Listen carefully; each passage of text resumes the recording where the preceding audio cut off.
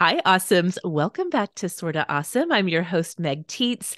And maybe you can hear it in my voice. I'm smiling so big right now. I always am smiling so big when I get to sit down and have a conversation with my dear friend and our Sorta Awesome regular, Mindy Browse. Hi, Mindy. Hi, Meg. So glad to see you.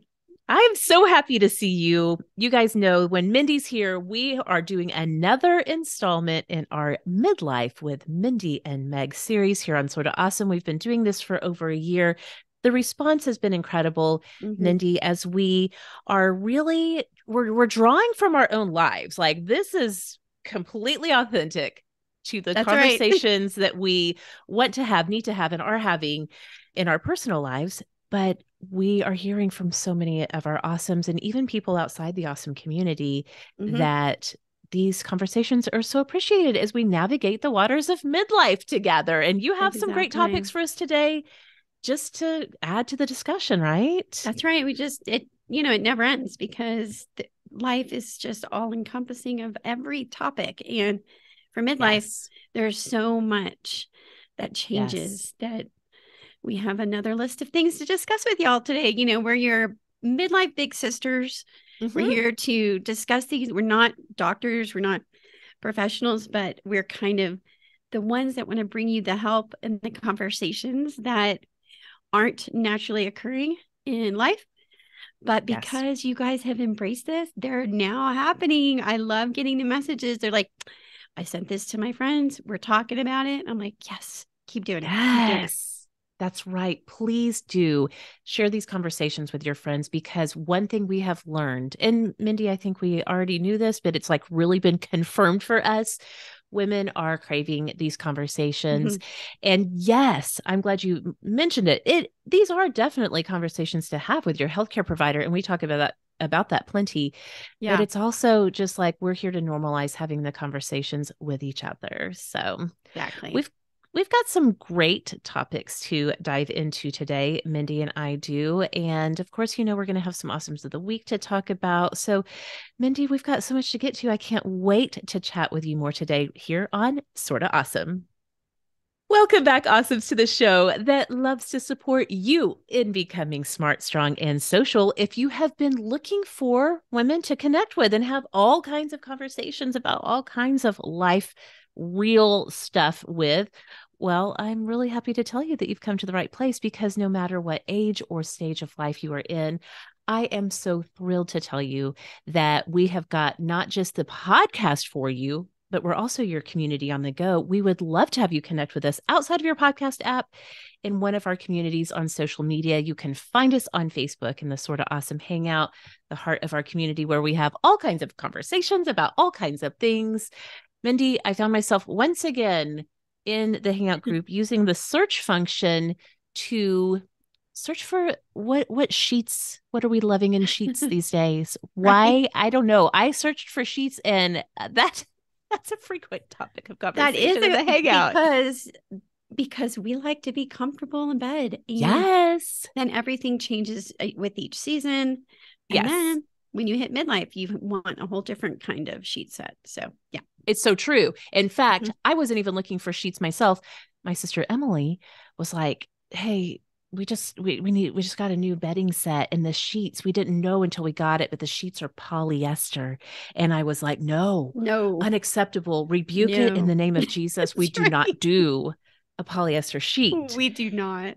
And so we were talking about how in this stage of life, we need something maybe that's a little more on the cooling side of sheets. So, anyway, all of Yep. that to say, you can find all of those conversations in the Sort of Awesome Hangout on Facebook. And of course, we would love to have you come join us on Instagram at Sort of Awesome Show. We always have all kinds of good stuff going on over there. And I want to tell you that I talked about I talked about this on the show last week. Our So Awesome Summer Guide is out. We have been hearing some incredible feedback from awesomes who have already dug into it. A lot of people, Mindy, have said, like, how long did this take you to put together? Oh, And I cannot, Meg. After I finished reading, I was like, has Meg slept this month? I don't think so. I don't think she has. I just went ahead and picked the busiest month on the calendar, May, to Why create not? this. Why Very not, right? time intensive project. But I love it so much. I said this on the show last week, and it's true. I would find myself, my face would just be hurting because I'm like at my keyboard, Mindy, like typing away, and I'm just grinning because it makes me Oh, so happy. So I that is, love it. My favorite part of it so far, and just my first read through, is the could you lists for the kids to yes, put up. You know, yes. if they need something to do in their quote board. Hmm. My kids know better than to come to me and say that Uh, because that's instant cleaning time. But just, some ideas to help springboard them. I thought that was really great. I say so often to my kids when my kids come to me and say they're bored, I so quickly will say, "Have I got a chore for you?" That now they just don't even let me get it, and they're like, No. "Mom, I'm bored, but I don't want a chore." Yeah. Yeah. My kids know not to say it because that is what will happen.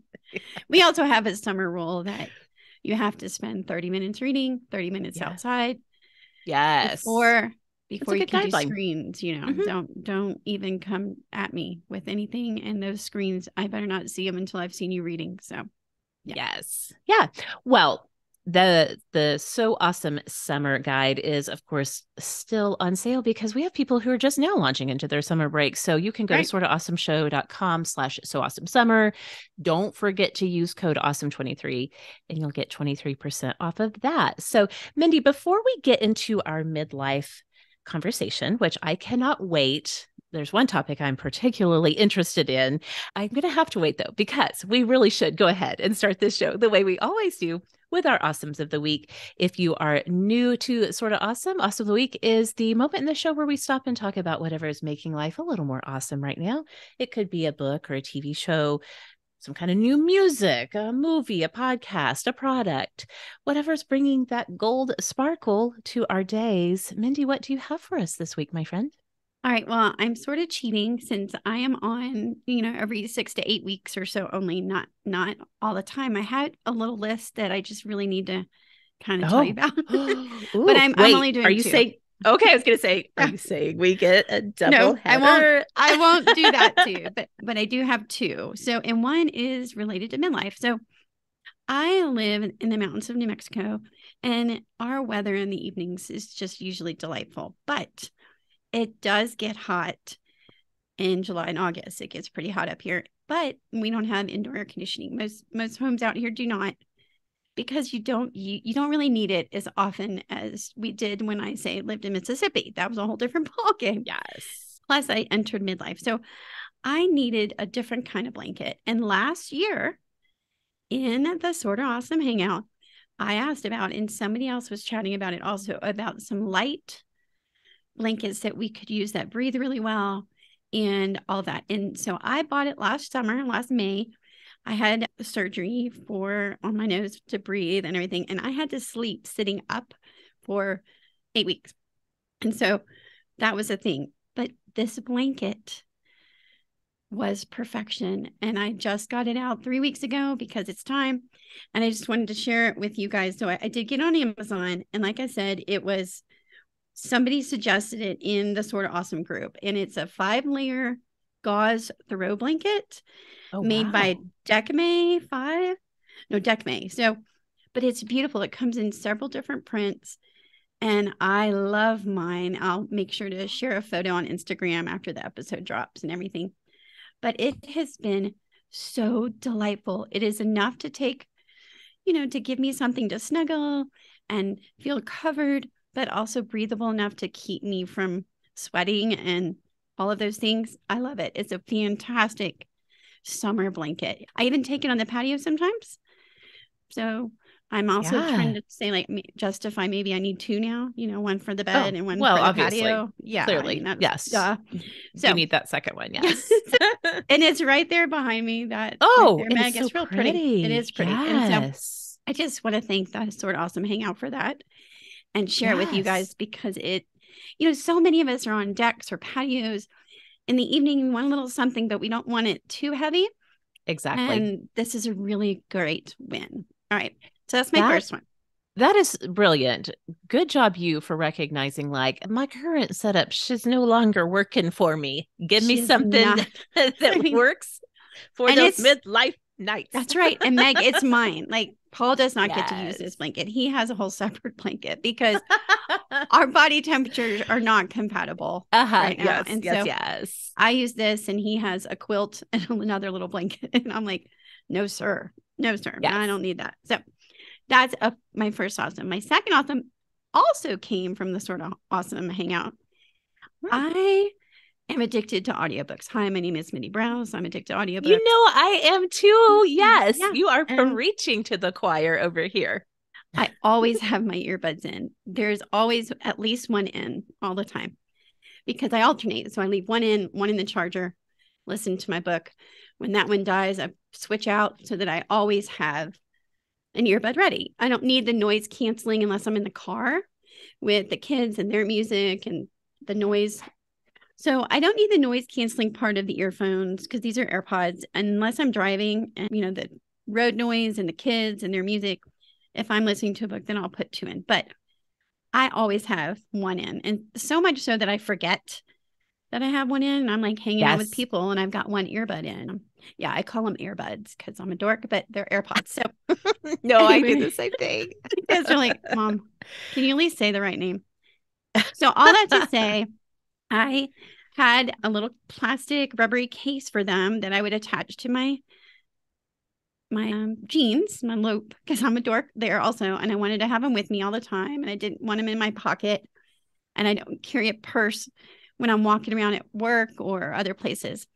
So, but every time I dropped it, or even when I opened it, earbuds would fall out.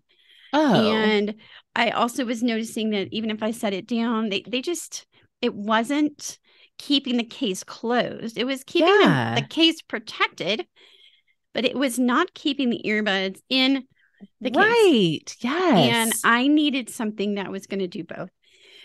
And so I went to the group and I asked, and it was so funny because several people suggested this case, and it was the one I first saw when I first got a pair of AirPods.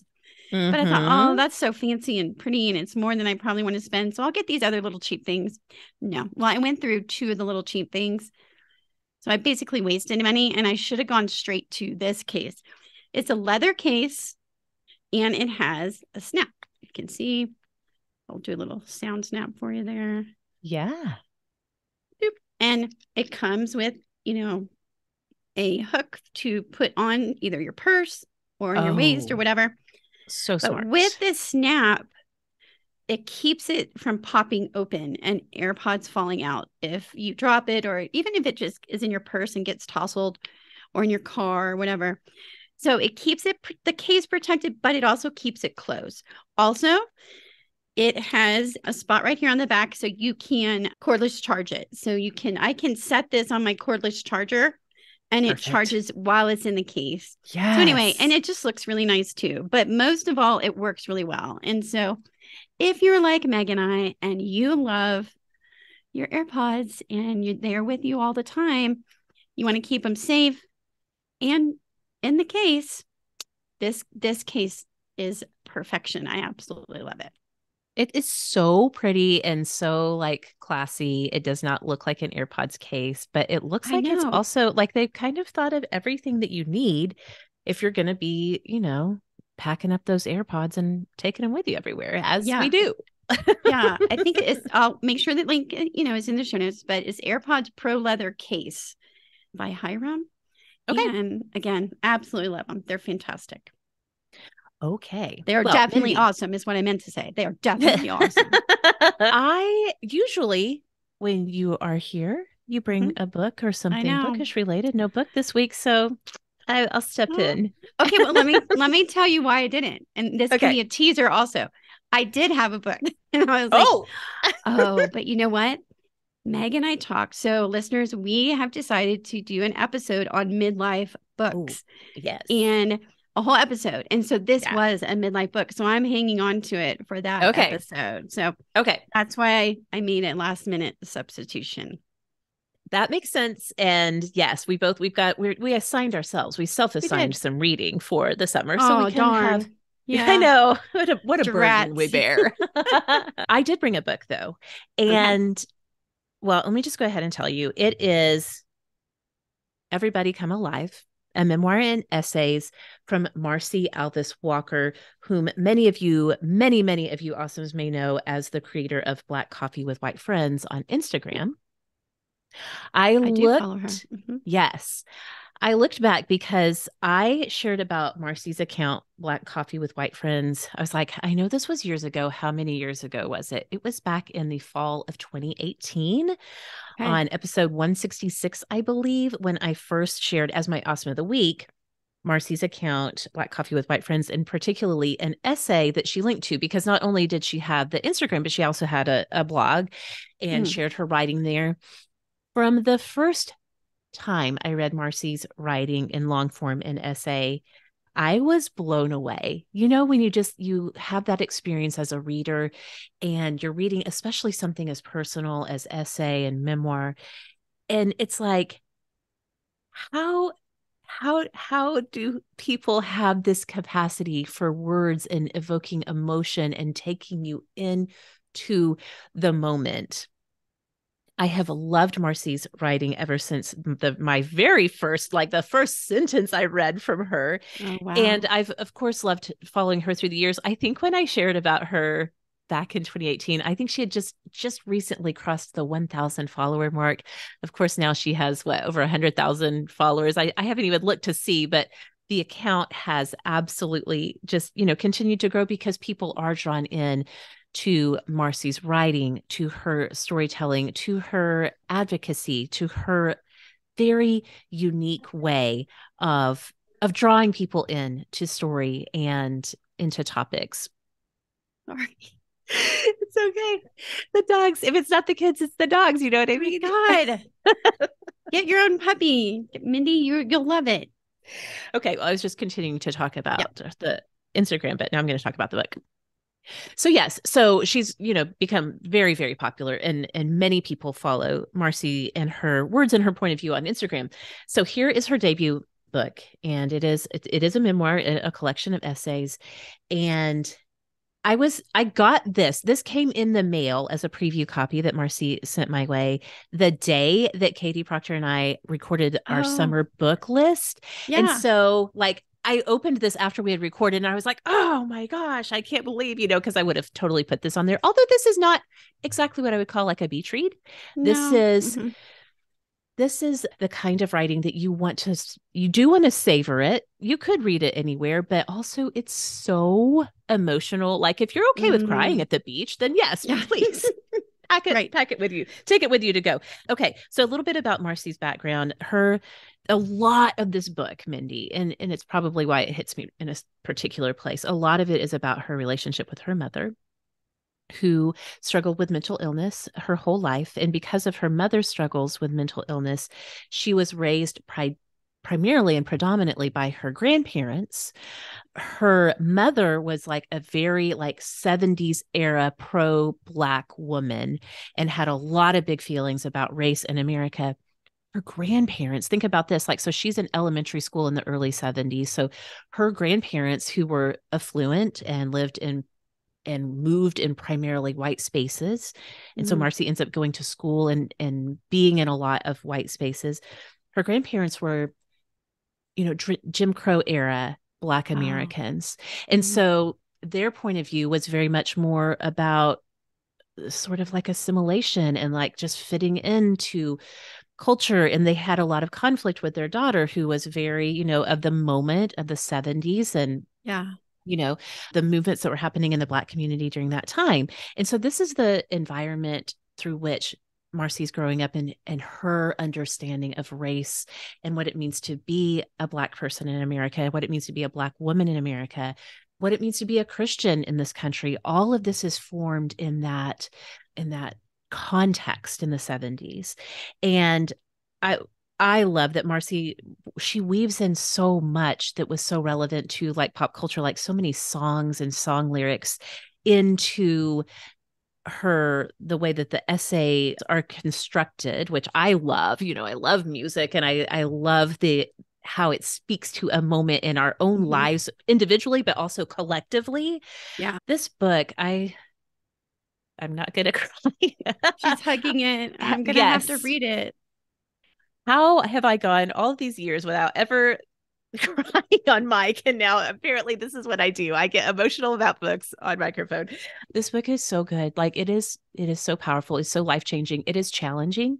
It just like Marcy's point of view on her Instagram account, like if you are uncomfortable in being challenged in conversations about race and what the experience of different people are in this country, like, I want you to know going in that is her unflinching point of view. But if you are open to reading about someone's life experience that is heartbreaking and amazing and resilient and devastating, like all of the things. This is a fantastic collection. And as with all essays, I do think it's great to just take your time with it. Read an essay, put it down, think about it, ponder Yeah. it, process it.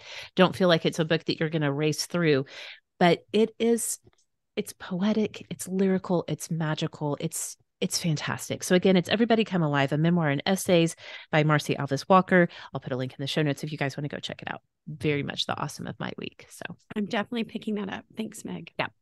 Okay, those are our awesomes of the week this week. And we always want to hear what's awesome in your life because it's probably going to be awesome in our lives too. So come and find us, like I said, on social media, on Facebook or on Instagram, and tell us what's awesome in your life and just become part of our community. We would love to have you.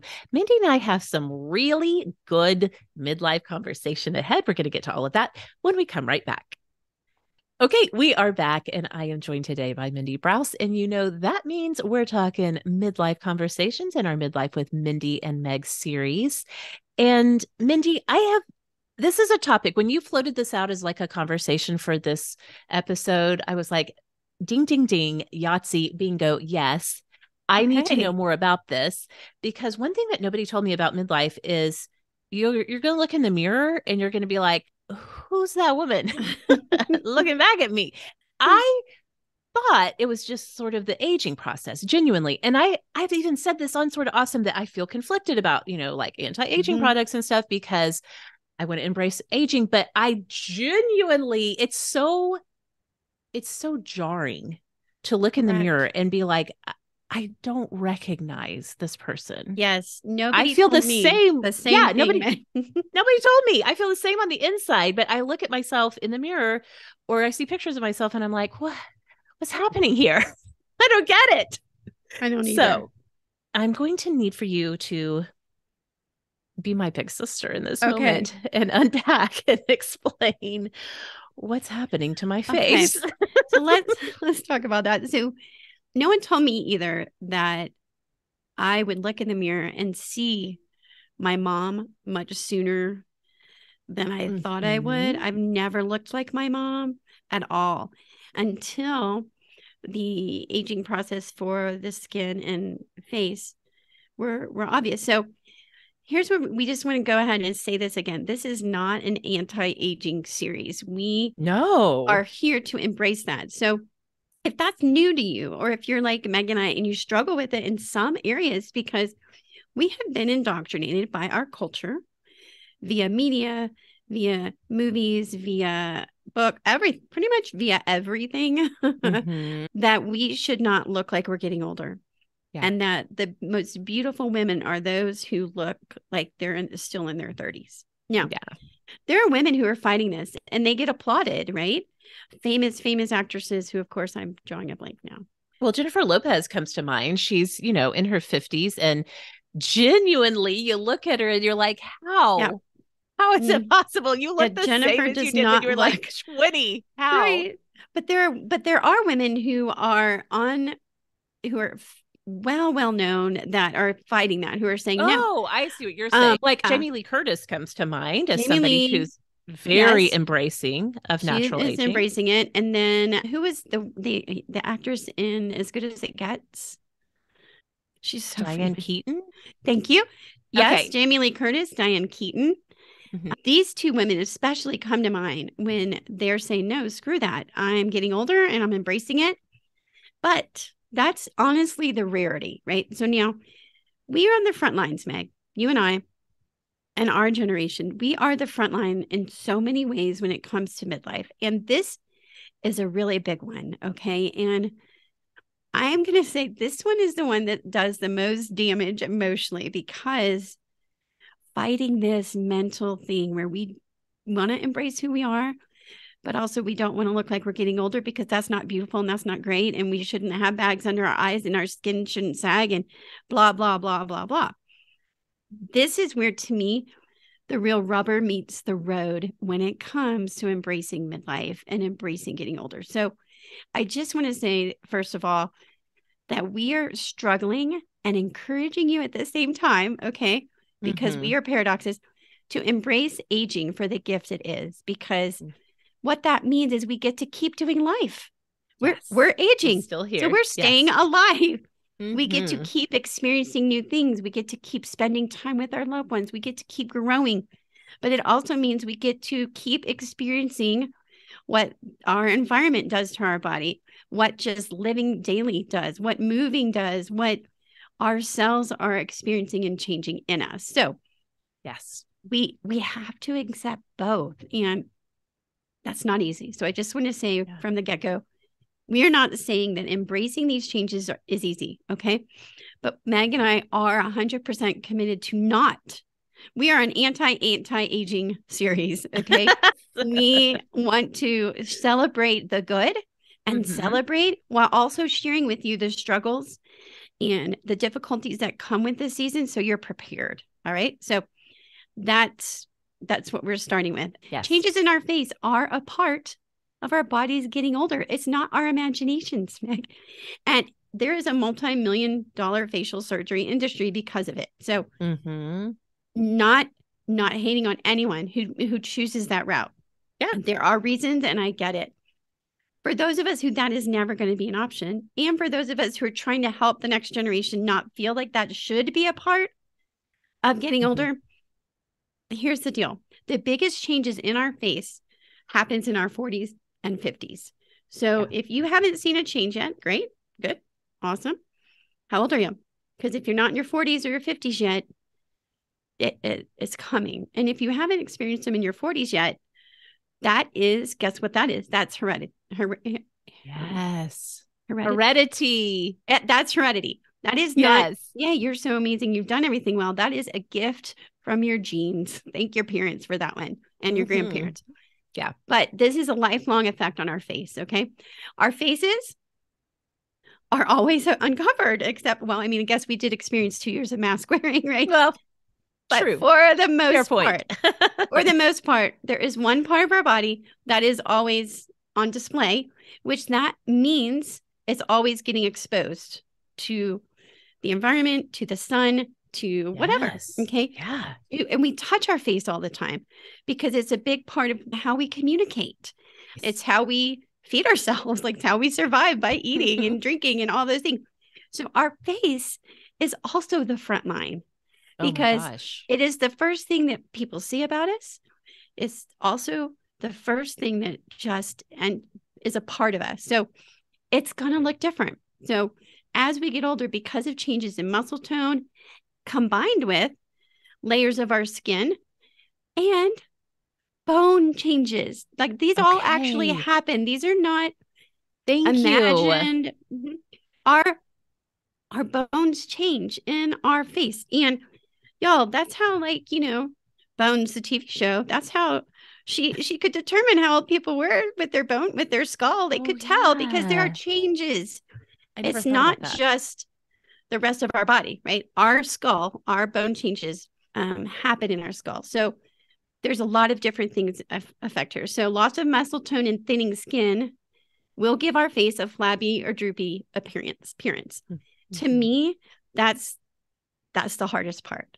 That's the hardest part for me. Wrinkles, I can take, because wrinkles to me are like laugh lines, and they show where you have been using the muscles most on your face. And I think that's kind of fun. Although I don't like these one between my brow, because that shows how often I've been stressed in my life. I call them frown lines. So I always call them stress lines, but I have been trying to do this more. Don't be stressed. So mostly not because I don't think they look good, but because I feel like they make me look angry. I don't want to have angry lines. I know. And listen, one of the things that this is a little bit of a side trail, but one of the things that has become so apparent to me through practicing yoga more consistently, I do a lot, almost exclusively yoga with Adriene videos, and she will often Right. say in the middle of a practice, like, relax the muscles in your face. And I don't realize, I'm now starting to, because I've Mm-hmm. heard it from her so often. I don't even realize how often that my face is like kind of frozen and holding these certain, looks or whatever. And it's like, of Yes. course, no wonder we have wrinkles. We spend Right. so much of our lives with our face muscles tensed I for various forgot reasons. to look how many, but I think there's like something 33. There's a lot of muscles in our Yes. face. And so, and even for our mouth, you've heard the saying before, smile, it uses more muscles, you'll get a better workout, blah, blah, blah. But the truth is, we are using these muscles all the time. Yeah. To eat, to talk, to sing, whatever. And they're leaving marks on us. Like Mm-hmm. there's tracks of life on our faces. And so Of course. I don't mind wrinkles. To me, those, like I said, those show where I've spent my muscle time Mm-hmm. on my face. Yeah.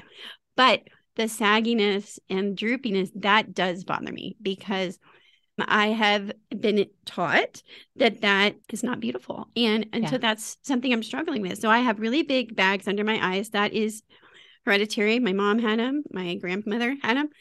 I understand now why my mom had an eye job when she Mm-hmm. was in her late 50s. I get it now. So that it bothers me because I feel like it, quote, ages me more than I am. Like I don't feel like 53 is very old.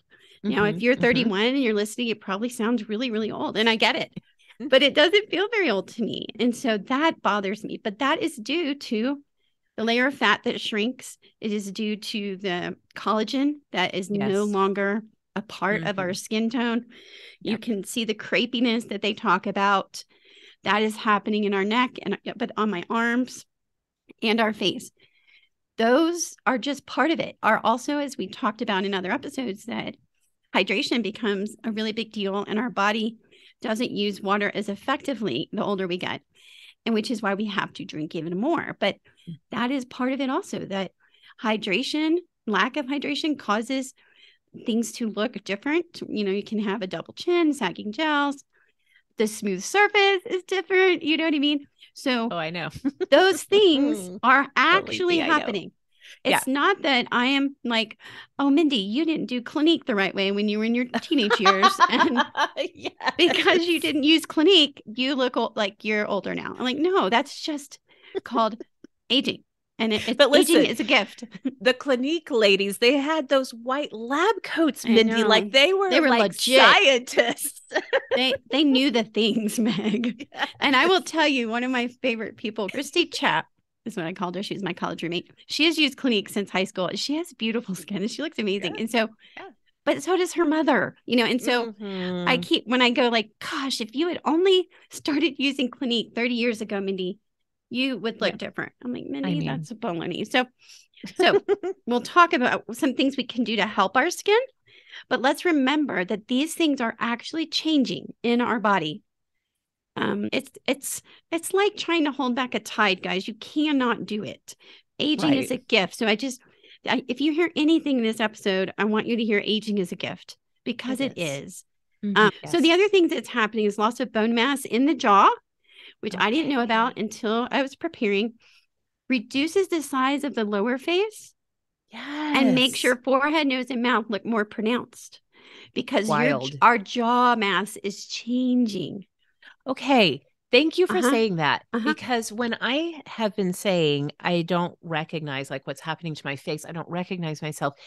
I want to say it's not just wrinkles. I'm like, when No, you were saying right. it's not just wrinkles that bother you, it's Mm-mm. when I look at my face, I feel like my face is changing. Somebody's doing Photoshop on me, and Yes. that's how it felt. And so, guys, we want you to know this. This is why there is an actual physical thing changing about your body. It's I had not no just the idea. hormones that are making our brains, and all these other things. The changes in hormones, and because our bodies are aging, and I don't even like to use the word deteriorating because that's so negative sounding, of course, but Mm-hmm. the truth is our bodies are only meant to last a certain amount of time. All right. And It's the true. average lifespan is 80. I'm at 53. So, I'm over that hump, so to speak. And our bodies change as a result of that. So our nose will also slightly lengthen. Did you know the nose never stops growing, which I think is really unfair to those of us who got honkers to begin with. I think that's not fair, but also your nose, the bones shift. Okay. So it could look longer.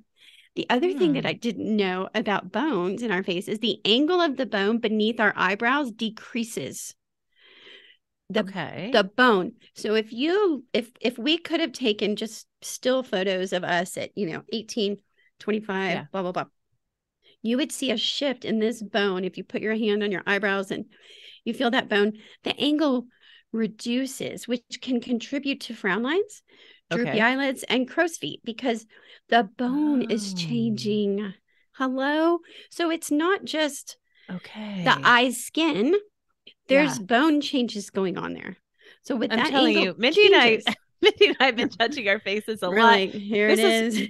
Interesting to talk about while we're watching ourselves on video, because I want to be like, what if I just did like a little, everybody? I know, I'm like, and I also didn't know that the eyelids settle into our sockets more, because our eye sockets change also. The density changes, so your eyes can look sunken. Yes. The lower eyelids slacken. Yes. Which just means they're slack. What that means is the fat and the elasticity and all of that is wearing out. Like, it's just not what it was when you're 20 or 30. And that's okay. So the weakening of the muscles that support the upper eyelid can make our eyelids droop. So this is not because you're not eating well. Don't please hear us. We are not saying go talk to someone in an MLM. That's not what's happening here.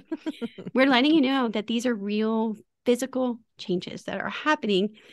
And affects how our skin looks, and how, right now we're going to talk about complexion in a minute, but basically I just kind of wanted us all to think about the kind of a structure of our face is changing, not just the skin. And I think that as we talk about the cultural aspects of aging, think about how frequently, like, just say on Facebook, and you see a friend from high school, from college, and they post a picture, and maybe they're looking particularly like an idea of good, and then the comments are like, you haven't changed a bit, look the same, haven't aged a bit. Like, that is where you see, that's the ultimate compliment.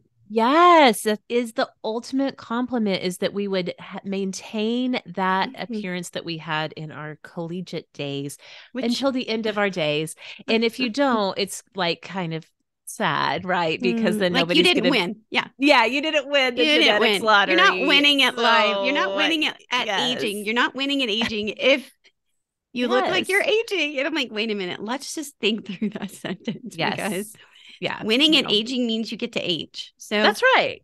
Those are the things going on, guys. And so there is a couple of things, obviously hydration is a big deal, because our skin is losing water more quickly. It doesn't use it as effectively. You can use some collagen to help, replace some collagen, but it's not like we can give it all back, right? Our skins are not like a canvas that we paint some more collagen on and it becomes one. Like, that's not how this works, right? Right. It's not not like a bank where time withdraws this from your skin, but you can just like shove it back in and fill the balance. Exactly. I got into the negative, but now I'm making a big deposit. That's not how it works. Our skin is a living organism.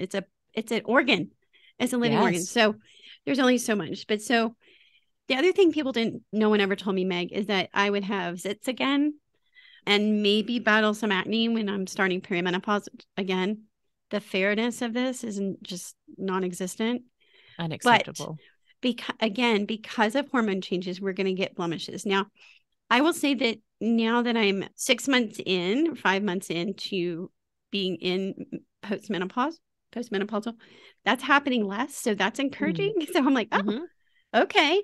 I will admit, I haven't seen a lot of 70 and 60-year-olds with zits. It's true. But I have seen a lot with women in their 30s through their 50s, right? So I'm at least like, okay, maybe that will stop. That would be a nice thing. But because, again, the lack of hydration, the fat, the support, it makes us more susceptible to, and then the hormone shifts gives us blemishes. But there's other things that are going on, right? So Yes. first of all, y'all, again, the sun is one of the biggest effects on our skin, especially our face. Again, it's always there. It's always exposed. So life expectancy means that our face is exposed much longer. And so the risks that these generations, us and the next ones, are experiencing are even greater because we're living longer. So whereas before, people only lived to like 60s or 70.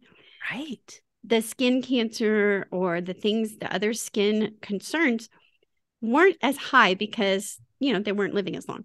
But living till you're 80 or more, that just ups your increase because, like we talked in an earlier episode, the sun does more damage to us now. The older we get, more quickly the sun damages our skin because, again, we lost that fat, we lost that hydration, which is basically protection for our skin. We lose that. So the biggest thing, of course, to help your complexion and to help take care of your skin is to stay out of the sun. If you can't, like me, because you're a hiker and you love being outside, then a broad hat and sunscreen are absolute musts. And this is not an anti-aging trick. This is a protect your skin trick. This will help protect your skin. Right. And then water, all the water all the time. Yeah. But also cuts and scrapes take longer to heal. Oh my gosh. If you may have started noticing this. I know. So like I got hurt hiking this week, and the scrape is taking much longer than it did previously to heal. So don't get worried about that. Now, if you have an open wound, of course, and you have diabetes or something else autoimmune, then you may need to get your doctor to look at something. But typically, I'm not talking about getting infected. I just mean it just takes longer to heal. Let's think if you're building a wall, and you have 20 people helping build a long wall. Okay, they're going to get it done in a certain amount of time. But if you had previously had 100 people helping build that wall, it went much quicker. So our bodies are basically rebuilding our skin and tissue when we get injured. And so it's just going to take a little longer because they don't have as much team members, so to speak.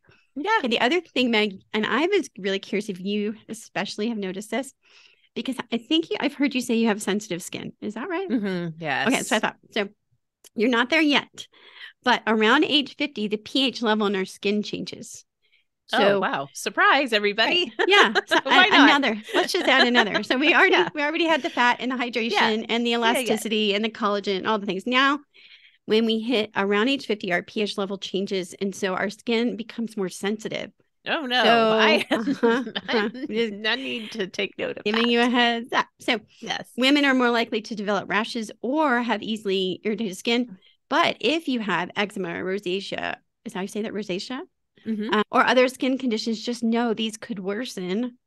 Oh my gosh. Turn 50. So this is, again, why I am shouting from the rooftops that we need people who specialize in older skin. Yes, I am sick of having people tell me what I should use to wash my face, take care of my skin, that the 25-year-olds and 30-year-olds old, because my skin is not the same.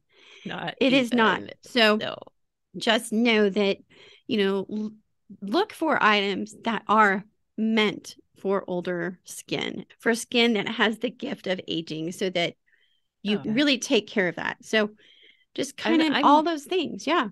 I'm absolutely going to replace my entire vocabulary and now say that my skin has the gift of aging. I love that. Look, this is hard. Okay. Like I feel like sometimes we get into our conversations and it's like, but we got to find the ways to make it positive. And so if that means saying, hey, my skin has the gift of aging. Well, words have power, right? And the way our perspective has power. So the more we shift this perspective, the more we're blessing the women who come after us, not only yourself. So again, so the one thing I had a question for, and I am really hoping the listeners can help me on this one. Okay.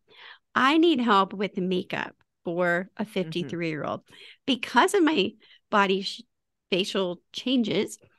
I don't want to go to Sephora where a 24-year-old is telling me how to do makeup, or a younger, Yeah. because they're not experienced with that part of life. Right. And it Yeah. looks different, and putting makeup on looks different, and applying it is different, and where you need to apply it, blah, blah, blah, blah, blah.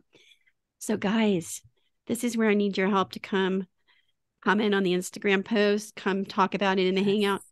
Please tell me where I can go to get a makeup tutorial for my gift of aging face. So, and Meg, I am going to just avoid the hair topic today, because I feel like we're going to have a whole episode on hair, which we've been needing to do. But I mean, you guys, the hair is there. It's your chin, jawline, and your upper lip. Because of skin changes there, we get to look like our husbands did in, junior high or something. So anyway, but yeah, so I do want help for makeup, because again, these actual bone and skin actual changes have different needs. So they do. I'd like to go get a makeup tutorial. I haven't had one since high school. Well, so, I mean, hello. Update. Yes. Come on. You need an update. And it is so true. Like you were talking about with the eyelids, like for those of us who already had hooded eyelids, to know, oh yeah, they're going to recede even more. You cannot do the same techniques that you did in your 20s and your 30s, even, because the changes are pretty significant. But I trust and believe through the power invested in YouTubers that we can find somebody, even if you can't get in person, which hopefully we can find that for you. That would be really nice.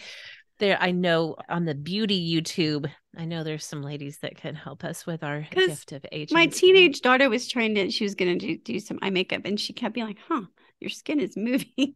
Yes. I was like, yes, daughter, that's what happens when your skin isn't as firm.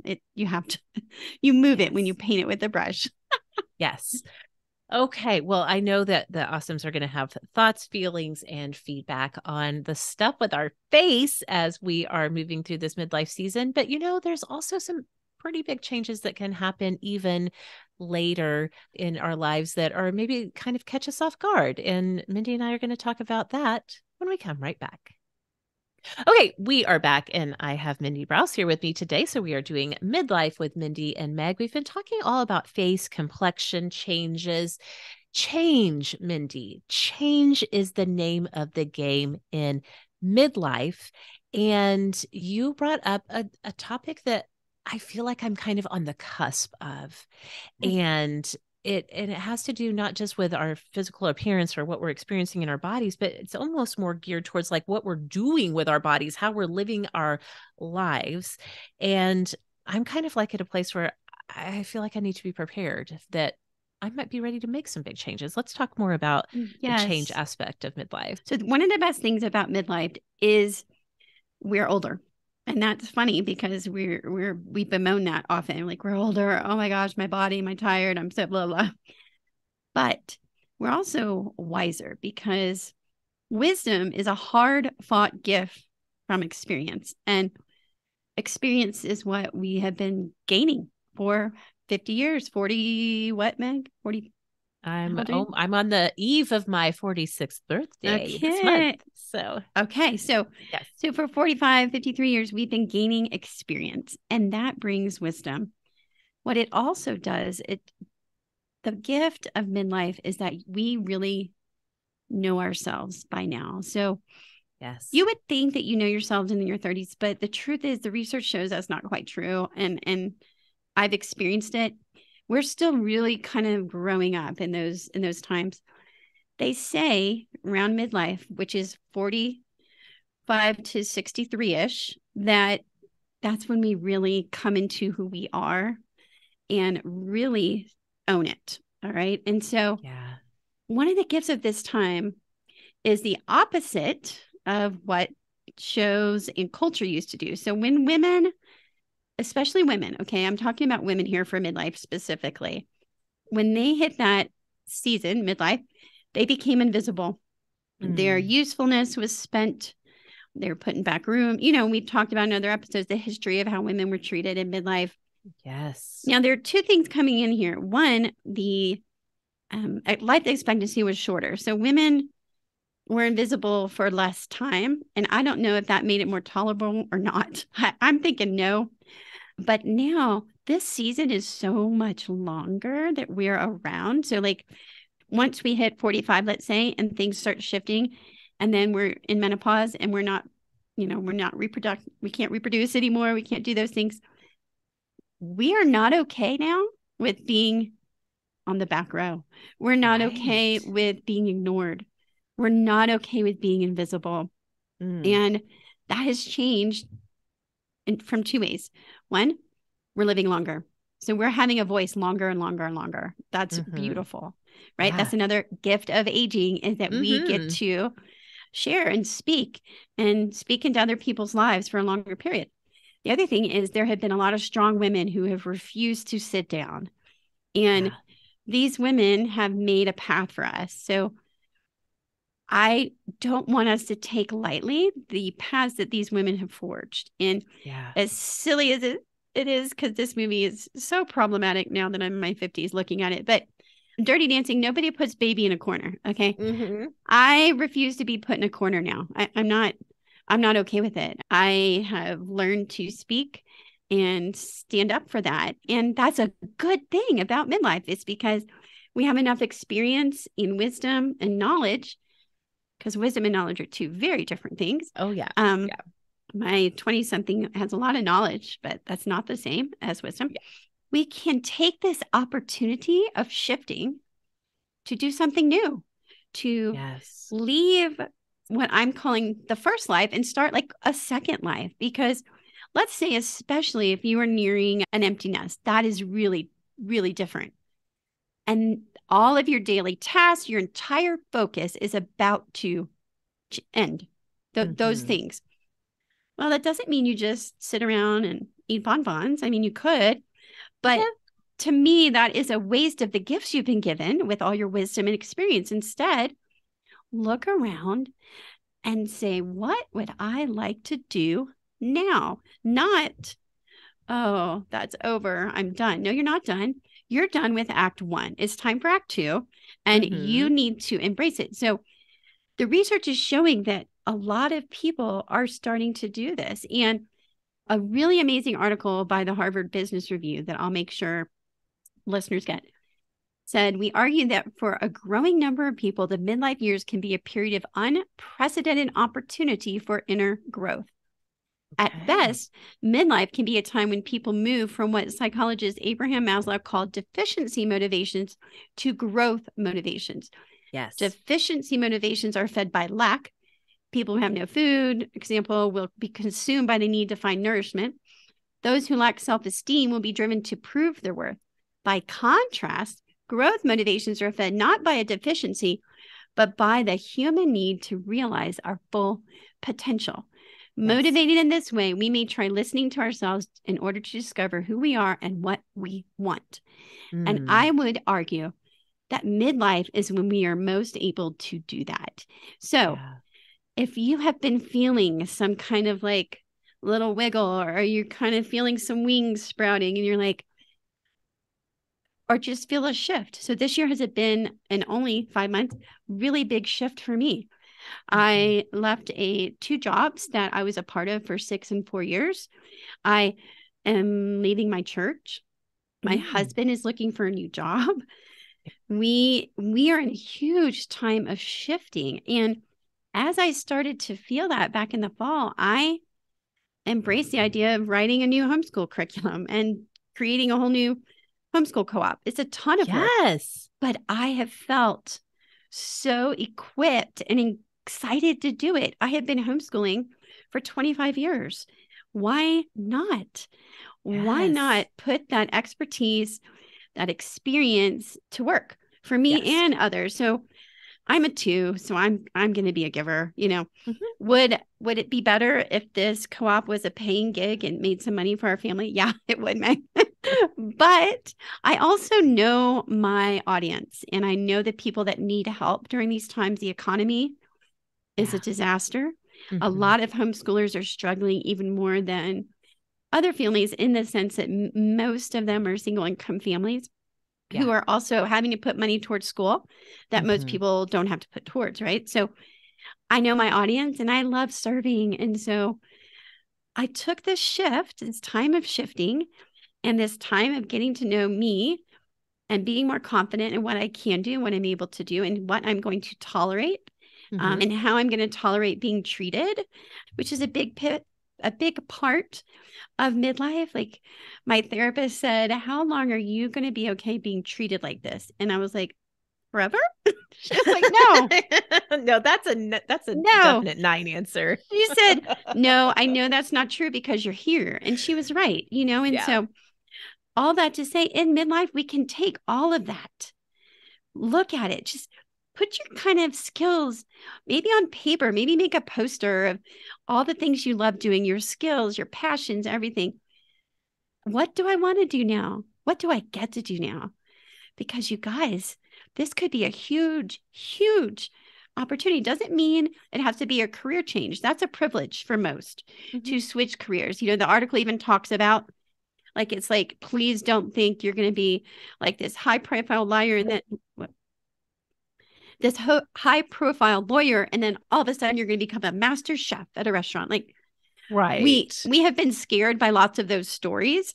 And so people, because of it, don't shift at all. They're like, oh my God, that's terrifying. So I'll just stay what I'm doing. No, that's not what it's saying. It's saying be realistic about your gifts, be realistic about your financial situation and all of these things. But this could be the time to really make a good shift. And the article also talked about how they are trying to help employers embrace and encourage people in midlife more, because these people are coming. Like my husband right now has been trying to find a job, right? It's not easy for a 53-year-old to switch career paths and find something different. Yes. Because most people are like, well, we're hiring the younger people, right? Of course. But this, Harvard is saying you should be hiring people in midlife because they have the experience. Yes. I hope you all have seen the meme that says, if a woman comes in after raising children for 20 years and she's been out of the workforce and she comes and she's looking for a job, that's who you should hire. Why? Because she knows how to do a hard thing. She has the stamina, and she has done more in those years than most of your employees have done in the last whatever years. And Harvard seconds that. And I just think it's a beautiful time, guys, for us to embrace it. Embrace all that you are, what you have learned. We have fought long and hard for some of these battles that we have some barely survived or been victorious in. And it's time to take stock of who we are and say, what can I do now? Meg, transitions are difficult. Like, you're in it. You just graduated your first, right? This is a big deal. Yes, it is. I mean, truly, just everywhere you look in this midlife season, there is change. You're either going through a change, you've just come through a change, or a change is on the horizon, because it's just that way. It's just this moment in life. And I do think that I love going back to what you said about like considering that Act 1 might be over. And, maybe we have a little intermission in this sort of like heat of the perimenopause and the midlife moments, but that we have Act 2 to look forward to. I think that is one of our culture's biggest fears around aging and biggest source of resistance around embracing aging, is this fear that, like, once you get to a certain age, that life slows down, stops, that you do believe the idea that you're not needed anymore, that you're not valued, when genuinely it is such an opportunity to pick up life. Like, as your children move out of the home, as things, maybe caring for a sick parent, that comes to an end as they end their journey on this planet. And, like, you get time back in some ways, and it might look different. You may approach a new hobby or a new volunteer thing, a new leadership role in your community. You may approach it differently because you are dealing with the realities of being a person, 50, 60, 70s beyond. But that doesn't mean that just because it's going to be different than when you were younger, doesn't mean you can't do it at all. Exactly. So, exactly. Yeah. This change, and what Meg and I kind of were chatting about before we started, is a change in focus. So this focus can be an inner focus. You could be really focusing on your inner self and rejoicing Yes. at who you become. And that will flow out into other parts of your life. So part of the victory I've been experiencing and embracing some of the change and what is going on in my life and seeing it in different ways is I see my husband differently. Like he's working so hard to do this new thing. I'm working so hard to do this thing.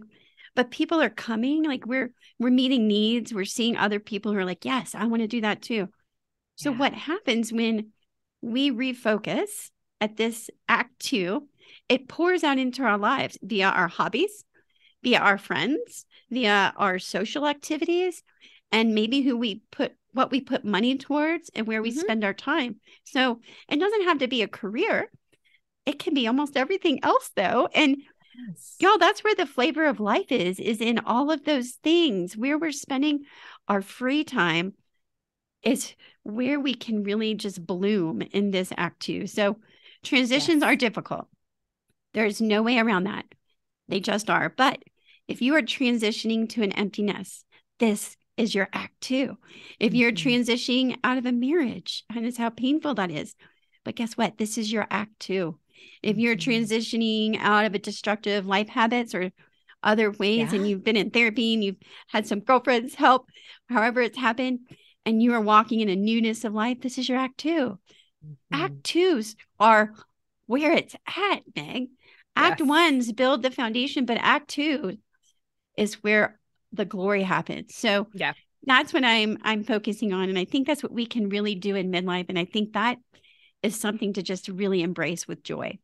Yes. Oh, I agree too. That is the absolute, just like, it's beyond positive. It's the hopefulness that I Yes. love that we are always able to find in these conversations, Mindy, because truly, if you just read the headlines, if you just read the news articles, it is a Mhm. pretty bleak picture. But no, No, it's not. It's it doesn't not. have to be. Be It excited. doesn't. Yeah. Yes.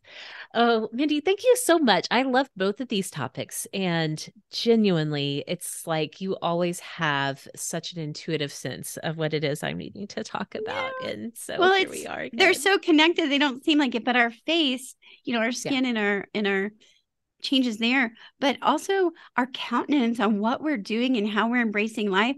They're all connected. Our face is where Yes. it's at, and it can Yeah, express so much of the midlife joy and walking in it that we want it to have. Yeah. absolutely. Yes, yes, yes. Okay, Mindy, if people want to find you to talk more about this or, Mhm. midlife blankets that Yes, meet the need exactly. or books or whatever, where can we find you all around the web? I am on Instagram more than a mom should be sometimes, but I really talk a lot of books and homeschooling and about my family and especially Jubilee, my daughter with Down syndrome. And that is at Grateful for Grace on Instagram. Love it. Okay, you can find me at Sorta Awesome Meg on social media. You can find Sorta Awesome just by searching Sorta Awesome wherever you are online. You will find us there.